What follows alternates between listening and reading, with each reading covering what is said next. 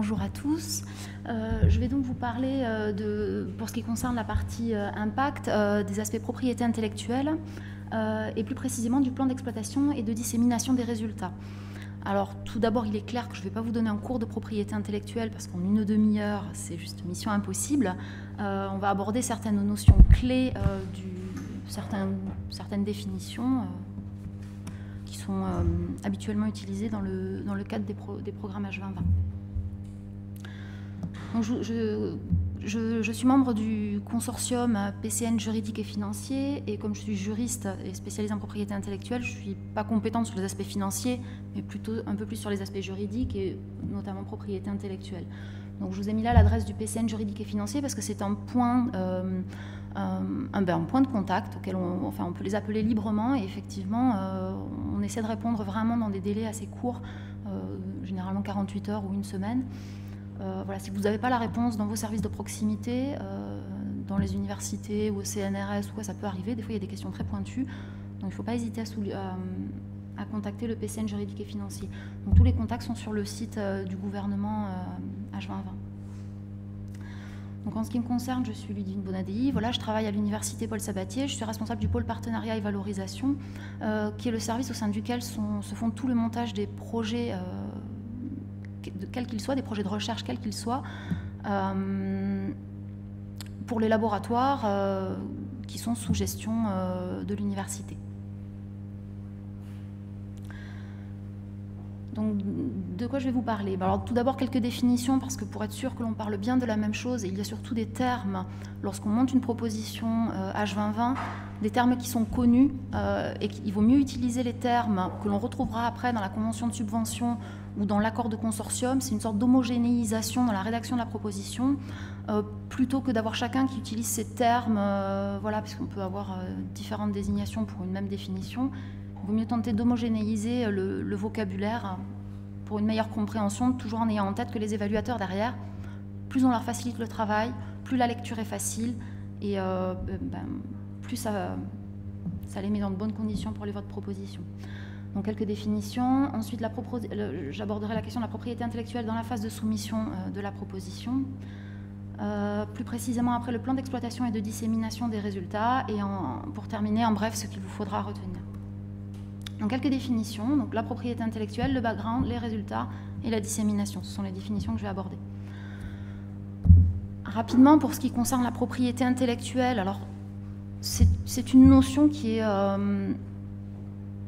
méconnue, je dirais, au niveau d'une soumission de proposition. Généralement, c'est une dimension qui n'est pas prise en compte, ou pas assez, et pour autant, désormais, comme le programme H2020, il est vraiment orienté innovation, il faut vraiment penser, notamment quand on parle de l'impact, à protéger les résultats. On met vraiment en avant la question de la diffusion des résultats, de la dissémination des résultats, mais ça suppose avant, et j'y reviendrai parce que c'est vraiment un élément important, de protéger les résultats.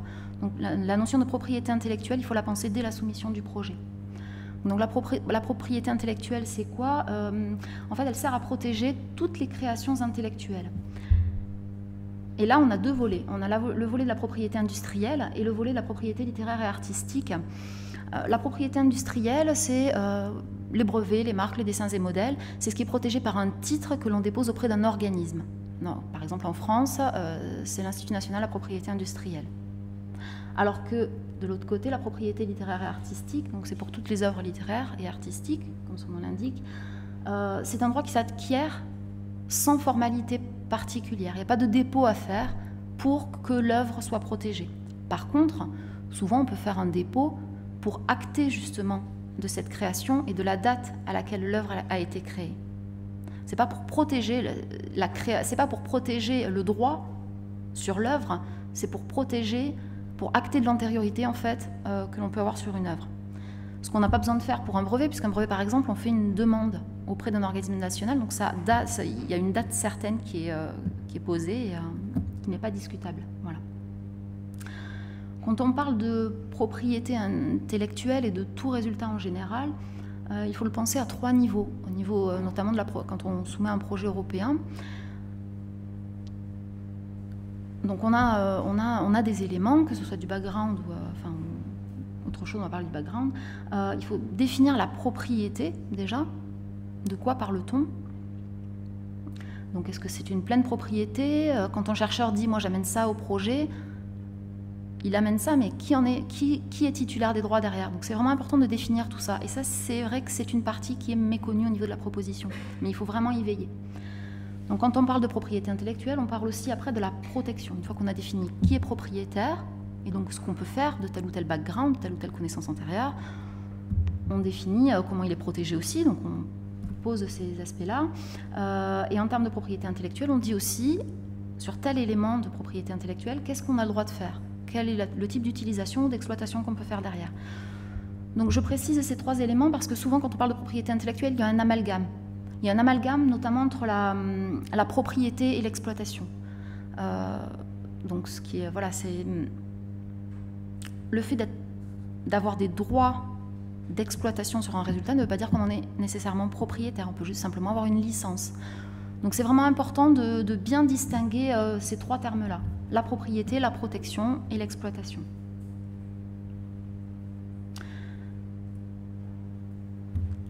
Je reviens plus précisément sur la notion d'exploitation dans Horizon 2020. La notion d'exploitation, elle est définie à l'article 28.1 du Grant Agreement. Et je vous l'énonce ici parce que dans le programme FP7, c'était beaucoup plus restrictif, l'exploitation, et souvent ce qu'on entend par le terme exploitation, c'est l'exploitation industrielle et commerciale. Or, dans le programme H2020, c'est beaucoup plus large que ça. On doit exploiter les résultats. Qu'est-ce que ça veut dire? Exploiter, ça peut être par exemple, à la fin du projet, poursuivre une recherche collaborative. C'est une forme d'exploitation des résultats. Ça n'est pas simplement mettre un produit sur le marché. Le fait de poursuivre la recherche, d'utiliser les résultats du projet pour faire de la recherche collaborative, c'est une forme d'exploitation dans la définition qui en est donnée du programme H2020. Donc ça, c'est très intéressant pour les chercheurs et enseignants-chercheurs qui participent à un projet. Ça peut être aussi, donc ça c'est la version, l'entendement classique de l'exploitation, le fait de développer, créer ou mettre un produit ou un process sur le marché. Donc là, vraiment, on est dans de l'exploitation industrielle ou commerciale. Ça peut être aussi le fait de créer ou de fournir un service. À l'issue d'un programme, on peut être à même de proposer un nouveau service et d'avoir un marché pour ça. Et l'exploitation peut aussi consister dans le fait de créer un standard. Ça peut être aussi un des objectifs du projet.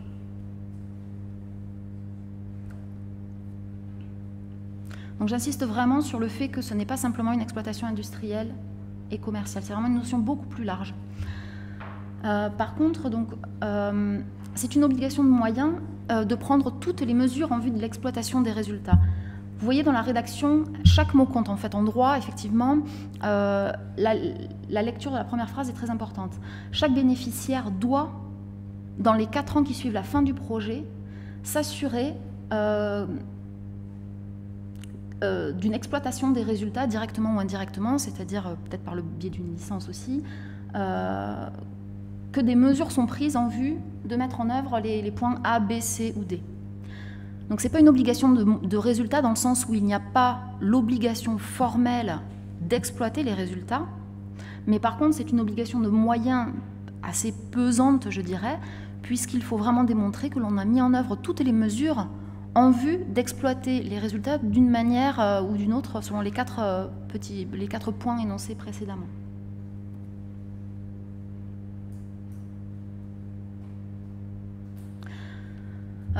Ce que je dirais aussi, c'est que la propriété intellectuelle dans la soumission d'un projet et dans le projet ensuite, ça n'est qu'une part infime quand on parle de la notion de résultat dont je vais vous parler, la notion de background dont je vais vous parler aussi. La propriété intellectuelle, en fait, c'est une notion restrictive par rapport au background et aux résultats. On verra que les résultats et le background sont une notion beaucoup plus large que les seuls droits de propriété intellectuelle. Juste un exemple, par exemple, un algorithme n'est pas protégeable par un droit de propriété intellectuelle. Pour autant, ça ne veut pas dire qu'il n'a pas de valeur. Ça ne veut pas dire qu'il ne faut pas le protéger, peut-être par la confidentialité ou autre, mais c'est souvent négligé. Ce que je veux dire, c'est que dans une soumission, quand on soumet une proposition, dans un laboratoire, il peut y avoir par exemple un algorithme que le labo a mis une dizaine d'années à développer. Comme ce n'est pas protégeable et protégé par un droit de propriété intellectuelle, on considère que du coup, ça n'a pas de valeur. Sauf que pour un industriel en face, par exemple, ça peut avoir une certaine valeur commerciale. Donc il est important de savoir ménager une protection, peut-être par le secret du coup, de cette connaissance-là, de ce savoir-là. Alors quand on participe à un projet européen, on amène des choses, on amène des compétences, du savoir-faire, on peut amener un algorithme, on peut amener des droits de propriété intellectuelle. Tout ça, ça constitue les connaissances antérieures. Le terme utilisé dans les projets, c'est le background. Il est clairement défini à l'article 24.1 du Grant Agreement, et c'est pour ça qu'en fait, dès la soumission du projet, il est important de s'approprier les termes qui seront ensuite utilisés dans le Grant Agreement et dans l'accord de consortium pour être sûr que tout le monde parle bien de la même chose. Donc le background, c'est quoi? C'est une notion vraiment très large. C'est toute donnée, savoir-faire ou information. Donc déjà, rien que ça, vous voyez que ça dépasse les droits de propriété intellectuelle, puisque même une simple information peut être du background, quelle que soit sa forme ou sa nature, tangible ou intangible, c'est-à-dire ça peut être un objet, mais pas forcément, ça peut être de l'immatériel, et ça inclut, et c'est là qu'on voit, ça inclut tous les droits attachés à ces données, savoir-faire, information, etc., comme par exemple des droits de propriété intellectuelle. Donc on voit déjà la restriction, les droits de propriété intellectuelle ne sont qu'une partie du background en général. Et donc il y a deux critères cumulatifs, c'est qu'ils doivent être, ces connaissances antérieures, elles doivent être soit la propriété du bénéficiaire qui la porte au projet, qui souhaite la porter au projet, soit ce bénéficiaire, il doit bénéficier par exemple, il doit avoir par exemple une licence sur ses connaissances antérieures. Donc on ne peut pas simplement utiliser, sous prétexte qu'on a de la connaissance, d'éléments qui auraient été développés par d'autres laboratoires ou dont on aurait connaissance. Voilà, il faut s'assurer vraiment qu'on a les droits pour les utiliser dans le projet. Et ce qu'il faut aussi, c'est qu'on ne va pas mettre toutes nos compétences, tout notre savoir-faire au projet. Il faut vraiment que ce soit des connaissances antérieures qui sont nécessaires à l'exécution du projet. La notion de nécessité est vraiment fondamentale. Donc nécessaire soit à l'implémentation du projet ou alors pour exploiter les résultats. Voilà, c'est vraiment les éléments importants. Oui, donc voilà. Ensuite, pour la notion de résultat, c'est la notion qui était précédemment utilisée, c'était le foreground sous le programme FP7. Donc aujourd'hui, il est défini à l'article 26.1 du Grant Agreement. Et là, pareil, je vous invite à vraiment vous approprier ces notions quand vous soumettez un projet. Donc c'est quoi? C'est pareil, c'est tout ce qui sort du projet, en fait, tout ce qui est généré au cours du projet. Comme par exemple, là encore, c'est une notion très large, toutes les données, toutes les connaissances, toute information, et encore une fois, de quelque nature ou de quelque forme qu'elle soit, qu'elle puisse être ou non protégée par un droit ou un titre de propriété intellectuelle. Souvent, pas souvent, mais il m'arrive de parler des fois à des chercheurs pour le montage des projets de recherche quels qu'ils soient, et le chercheur me dit « mais non, ne t'inquiète pas, il n'y aura pas de brevet ». C'est pas la question. La question est qu'est-ce qui va émerger du projet? Il n'y a pas que les brevets. Ça peut être toutes sortes de choses, ça peut être un savoir-faire, ça peut juste être des données, et tout ça, ça peut avoir une valeur. Ça n'a peut-être pas une valeur en termes de titre ou de droit de propriété intellectuelle, mais ça peut avoir une valeur pour l'industriel, en termes d'exploitation industrielle ou commerciale derrière. Et en tant que chercheur et enseignant-chercheur, vraiment c'est un point de sensibilisation qui est important. Donc voilà, j'insiste sur cet élément-là. Tout ce qui est généré dans le projet peut avoir de la valeur, même si ce n'est pas protégé par un titre ou un droit de propriété intellectuelle. Et puisque je suis là aussi pour vous parler du plan de dissémination, donc la définition de la dissémination, c'est une diffusion des résultats. On parle pas, je verrai après la différence avec la communication, on parle vraiment de diffusion des résultats au public par tout moyen approprié, autre que celle résultant de la protection et de l'exploitation des résultats, et y compris par les publications scientifiques sur tout média. Donc la différence avec la communication, parce que des fois l'amalgame est fait aussi, la communication concerne le projet dans son ensemble et les résultats, donc tout, et vise tout le public, tandis que la dissémination ne concerne que les résultats du projet et vise le seul public susceptible de les utiliser. Donc c'est beaucoup plus restrictif. Et d'ailleurs, on voit la différence puisque la référence au Grant Agreement n'est pas la même. Pour la communication, c'est l'article 38.1, alors que pour la dissémination, c'est l'article 29 du Grant Agreement. Est-ce que vous avez d'ores et déjà des questions sur ces définitions-là? Enfin, je poserai peut-être les questions plutôt après. La propriété intellectuelle dans la phase de soumission de la proposition.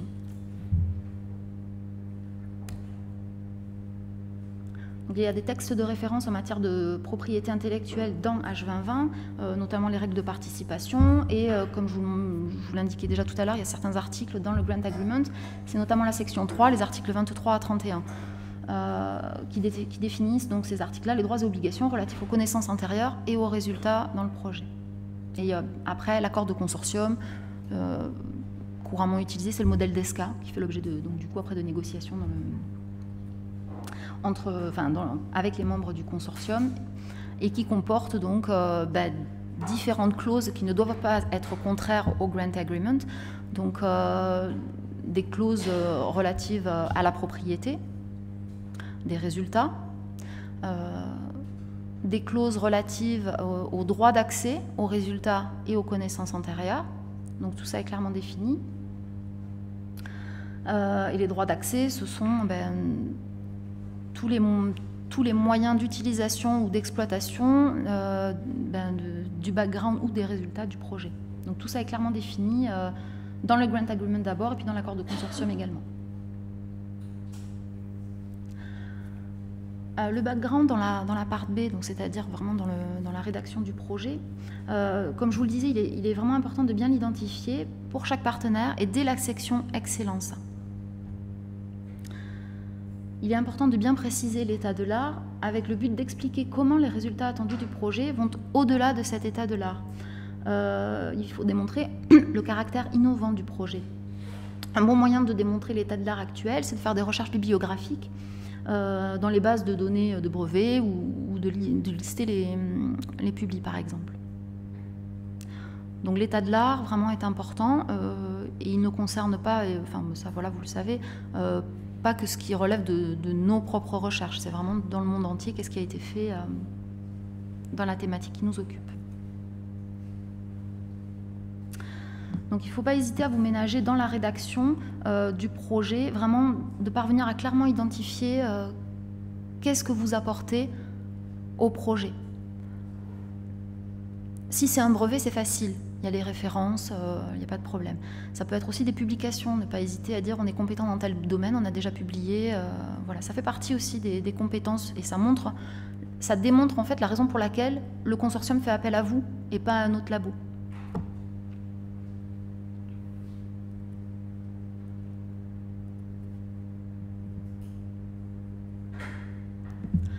Alors, pour la rédaction... Oui, c'est ça. Pour la rédaction du plan d'exploitation et de dissémination des résultats, bon, je vais l'utiliser sous l'acronyme PEDR. Ce que je vais faire, c'est surtout vous donner des conseils et quelques remarques. Donc, fournir un plan de dissémination et d'exploitation des résultats, c'est une obligation. C'est une obligation dans le programme H2020 de fournir dès la soumission au moins une première version de ce plan. C'est un des critères d'admissibilité, c'est-à-dire c'est clairement l'objet de la section 2.1. Habituellement, je ne sais pas si ça varie d'un appel à l'autre, oui, d'un appel à l'autre, mais généralement c'est la section 2.1 du template. Donc elle est incluse dans la part B de la proposition, ce qui veut dire qu'elle a un nombre de pages limité. Donc il faut bien respecter le modèle proposé par la commission, c'est ce que vous disiez tout à l'heure. Et par contre, effectivement, au moment de la soumission du projet, on soumet une première version qui a vocation à évoluer tout au long du projet, de la phase de soumission jusqu'à la remise du rapport final. Donc il sera mis à jour au fur et à mesure du projet, et à la fin du projet, le rapport final devra inclure le PEDR final. Une bonne pratique, qui n'est pas souvent appliquée, mais qui est une bonne pratique énoncée par la Commission européenne, consiste à faire 2 livrables séparés, un pour le plan de dissémination et un pour le plan d'exploitation. Donc ce commentaire-là de la bonne pratique, j'insiste parce que c'est quand même la Commission qui l'a intégré dans les annotations qu'elle a fait sur le Grant Agreement. C'est une petite indication. Par contre, quand on parle de dissémination des résultats, il faut quand même avoir en tête que l'autre obligation dans le cadre d'un projet européen, c'est de protéger les résultats. Donc on dissémine, mais avant de disséminer, on protège les résultats qui sont protégeables. S'il y a matière à protéger un résultat et que ce résultat après il peut être exploité d'une manière ou d'une autre, dans l'ordre ce qu'on fait, c'est que d'abord on protège le résultat soit par un droit, soit par un titre de propriété intellectuelle ou alors par le secret, et ensuite après on met en œuvre tous les moyens de dissémination des résultats.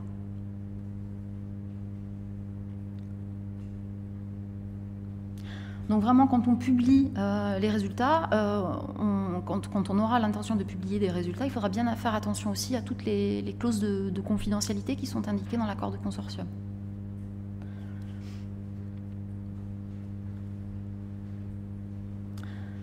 Alors oui, voilà, c'est ce que je disais, il y a effectivement obligation de disséminer les résultats, mais comme il y a aussi beaucoup d'autres obligations, l'obligation de protéger les résultats, l'obligation de les exploiter, l'obligation de confidentialité, l'obligation de sécurité, enfin, la dissémination de ces résultats-là ne doit pas aller à l'encontre des autres obligations du Grant Agreement.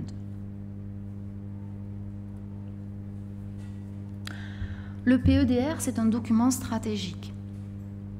Un document stratégique qui pose les fondements de la stratégie de propriété intellectuelle des bénéficiaires et qui résume les actions concrètes, et là je le mets vraiment en rouge, parce qu'il s'agit vraiment de décrire des actions concrètes relatives à la protection, la diffusion et l'exploitation des résultats du projet. Il ne s'agit pas simplement de dire on mettra tout en œuvre pour que les résultats soient diffusés et exploités. Il s'agit de dire on mettra tout en œuvre pour que les résultats soient diffusés et exploités, voici comment on va s'y prendre. On fera ça, ça, ça et ça. On va s'y prendre de telle manière, on va organiser les choses comme ci, comme ça. Alors, le degré de précision, il ne faut pas rentrer dans le détail non plus, hein, mais c'est vraiment montrer qu'on a en tête des mesures concrètes et qu'on y a déjà réfléchi. Si le projet est accepté, la part B de la soumission de projet, du projet soumis, deviendra l'annexe 1 du Grant Agreement, c'est-à-dire que ça devient un engagement contractuel. Ce que vous avez indiqué lors de la soumission de votre projet, ça se traduit en obligation contractuelle si le projet est accepté. Donc il faut bien faire la balance entre ce que l'on écrit au moment du projet, où on a envie que notre projet soit accepté, on veut tout mettre dedans, vraiment, on a vraiment à cœur de répondre aux attentes des évaluateurs et on se dit vraiment, on va faire la meilleure diffusion possible, l'exploitation, on va tout faire, voilà. Mais il faut garder en tête que derrière, après, il faut pouvoir assumer. Donc il vaut mieux, en fait, faire les choses de façon proportionnée par rapport à ce qu'on va être effectivement capable de réaliser après dans le projet. Donc il faut faire toute la balance, mettre tout en balance.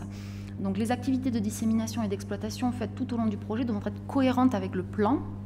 Donc ce qu'on soumet, le plan tel qu'il est soumis, doit suivre une évolution cohérente tout au long du projet. Et surtout, les actions elles doivent être proportionnelles aux impacts attendus du projet. Donc cette notion de proportionnalité, elle est aussi très importante. Donc l'idée, c'est de montrer dès la version 1, dès la soumission du projet, que l'on a pensé à des mesures concrètes pour augmenter la capacité d'innovation. Un plan clair montre le lien entre les mesures d'exploitation et de dissémination et l'impact attendu du projet. Donc j'insiste encore sur la proportionnalité. Il faut dire quels seront les utilisateurs des résultats. Décrire la manière dont il est prévu d'utiliser les bons canaux de diffusion et l'interaction avec les potentiels utilisateurs. Et considérer tout le panel des usages et utilisateurs potentiels. Donc ça peut être de la recherche, ça peut être de la recherche, ça peut être une utilisation commerciale, ça peut être de l'investissement, ça peut être un impact social, l'environnement, la standardisation. Il faut vraiment envisager tout le panel du possible. Et dans la mesure du possible, il convient aussi d'indiquer quelle suite sera donnée au projet par rapport à l'exploitation des résultats. Souvent, on oublie qu'il y a une suite après le projet. Mais en termes d'exploitation, il y en a véritablement une, puisqu'il y a des résultats, et que lorsqu'un industriel est impliqué dans un projet, il entend bien exploiter les résultats de façon industrielle et commerciale. Donc ça, pour l'industriel, ça ne fait pas trop de doute. Mais après, pour les chercheurs et enseignants-chercheurs, on pense aussi à la suite. Et en termes d'activité de recherche, c'est intéressant de voir plus loin que la seule fin du projet. Dans certains cas, selon les appels à projets, il peut être aussi intéressant de faire un business plan. Donc ça, c'est toujours dans le cadre des projets H20 qui sont maintenant vraiment orientés vers... il y a une dimension innovation, donc on est vraiment plus dans la recherche appliquée. Donc du coup, le business plan, parfois, peut s'avérer être un outil utile et nécessaire pour vraiment démontrer l'impact économique des activités du projet. Donc le plan, le PEDR, il doit répondre au minimum aux questions suivantes. Donc vous verrez que c'est vraiment orienté utilisation et utilisateur. Donc quels sont les besoins auxquels le projet répond? Quels sont les problèmes auxquels les solutions vont répondre? Et en quoi sont-elles meilleures que les solutions existantes? Donc on doit vraiment montrer l'innovation à ce niveau-là. Quels résultats sont attendus dans le projet? Qui utilisera ces résultats? Ça, c'est vraiment une question très importante. Et surtout, quels en seront les bénéfices? Et en évaluer la proportion. Comment les utilisateurs finaux seront-ils informés des résultats générés? Donc là, c'est vraiment comment on va disséminer au plus grand nombre les résultats. Donc au stade de la soumission du projet, il n'est pas nécessaire de décrire précisément les activités d'exploitation et de diffusion des résultats. Mais par contre, le PEDR, la première version que vous allez soumettre, elle doit fournir des éléments clés. Elle doit par exemple indiquer la couverture géographique, la taille économique du marché cible. Elle doit identifier les utilisateurs potentiels, les concurrents principaux et les avantages compétitifs. Elle doit faire une analyse de l'état de l'art et aussi une analyse de la propriété intellectuelle nécessaire et apportée au projet, y compris donc le background des bénéficiaires.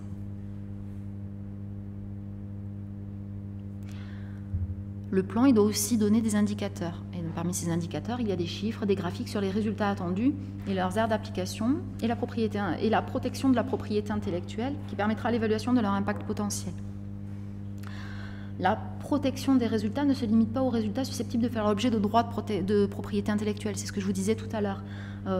Ça ne se limite pas aux brevets, aux marques ou aux logiciels. Ça peut être aussi les résultats, par exemple un algorithme, ou ça peut être aussi protégé par le secret si ça s'avère nécessaire, notamment pour conférer un avantage concurrentiel sur d'autres laboratoires ou d'autres entreprises.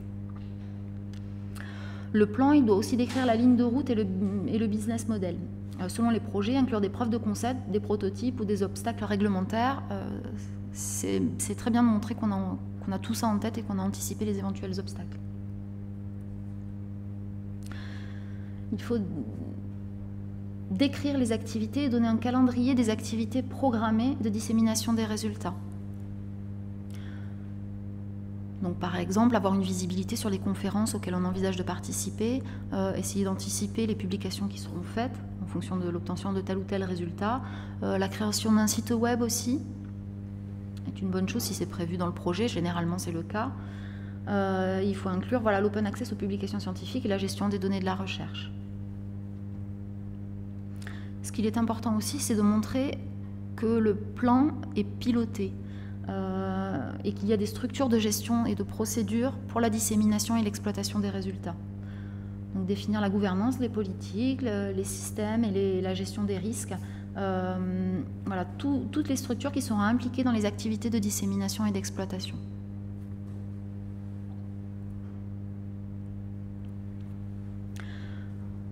Donc en bref, ce qu'il faut retenir, c'est que d'abord on protège les résultats, parce que c'est aussi une obligation contractuelle dans le Grant Agreement, et ensuite on dissémine.